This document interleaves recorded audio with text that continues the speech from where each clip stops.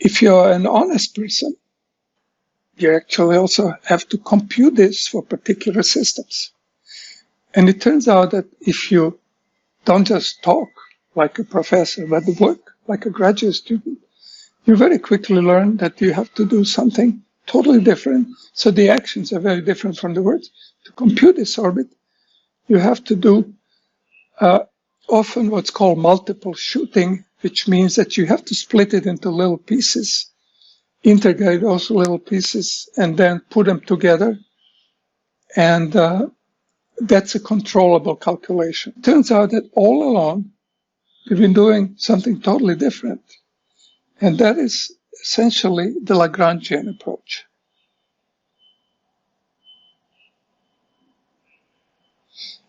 Now, when you're a student and teach you Hamiltonians and Lagrangians, Hamiltonians make sense to you. You know, the initial condition, you start someplace, you result. Hamiltonian tells you what will happen to it. But why do they teach Lagrangians? Stupid. I mean, what they do is they write some curly L's, this and that, then do a variation of the action. And out of it came equations, which are essentially Hamiltonian equations. Instead of momentum, they have velocity. So, you know, what's the big deal? So they tell you, well, we care about engineering because when you have Lagrangian, it's easier to impose constraints. Okay, fine. But it's actually much deeper than that. So what's a Lagrangian calculation of the same object? You make a guess of an entire orbit, all points on it. So you can imagine you put a rubber band in state space in, let's say, 6 dimension. Periodic orbit is a line that comes back to itself. And you populate it with points.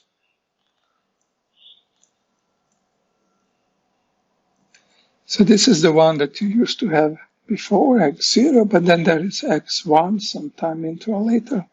So you populate it with points.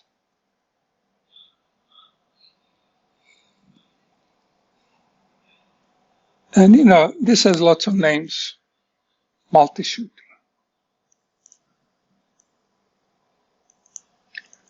Collocation, whatever that means,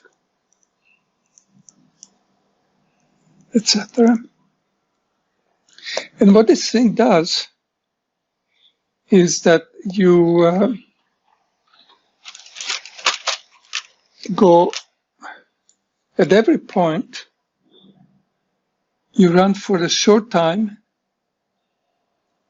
you run for the short time, you run for the short time, run for the short time.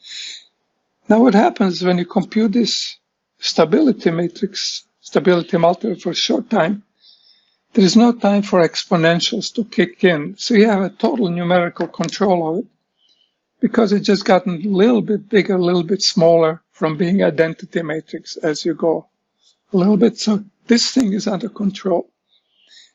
And then what you do variation, such that errors between where your guess next point is supposed to be and where it actually should be, they decrease. And in engineering, you write some error function, but in mechanics, the error function is known, it's called action or Lagrangian. So it's a very natural function that's associated to your dynamical trajectory. And if you minimize it every place, then you get an extremely good calculation of your orbit,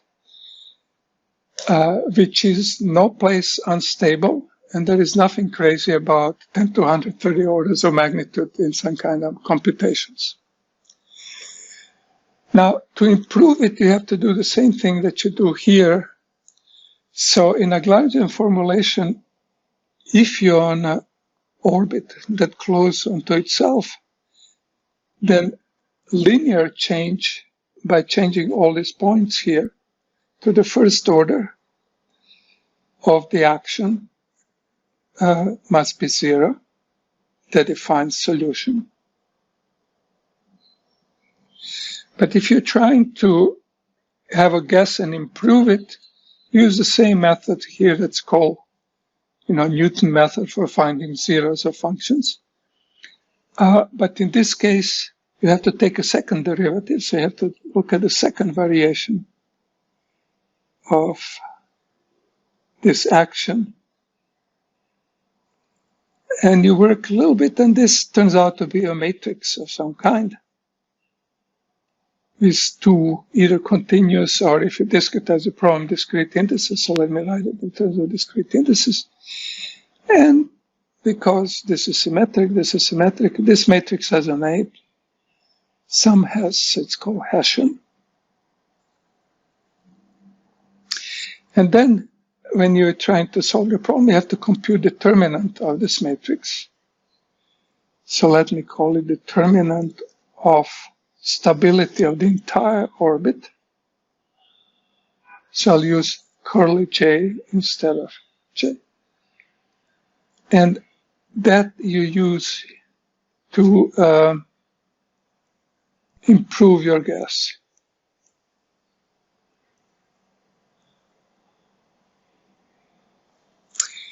And here enters a person who covers both. He used to be a professor, so he would give stories like that. Astronomer Hill from later half of 19th century. Then he hated teaching so much that he took a job. He gave up on his professorship and went home to his house in Nyack and did all his calculations by himself. So he did the thing on the right-hand side. Now, what I was interested in, he wanted to solve the problem that Newton couldn't solve, which was how to do an accurate calculation of lunar motions.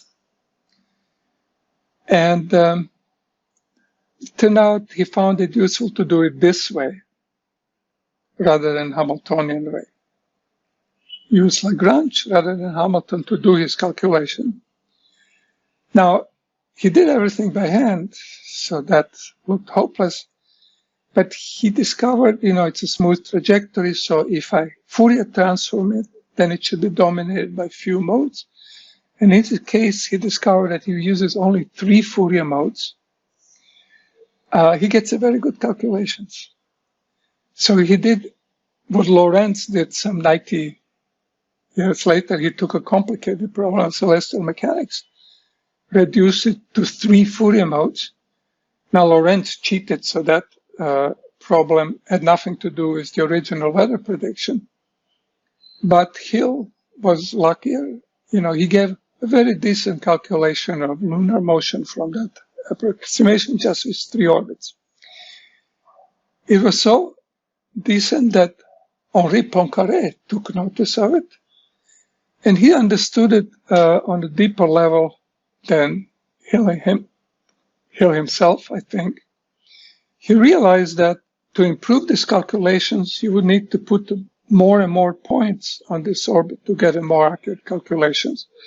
Or in Fourier space, when you take a discrete lattice and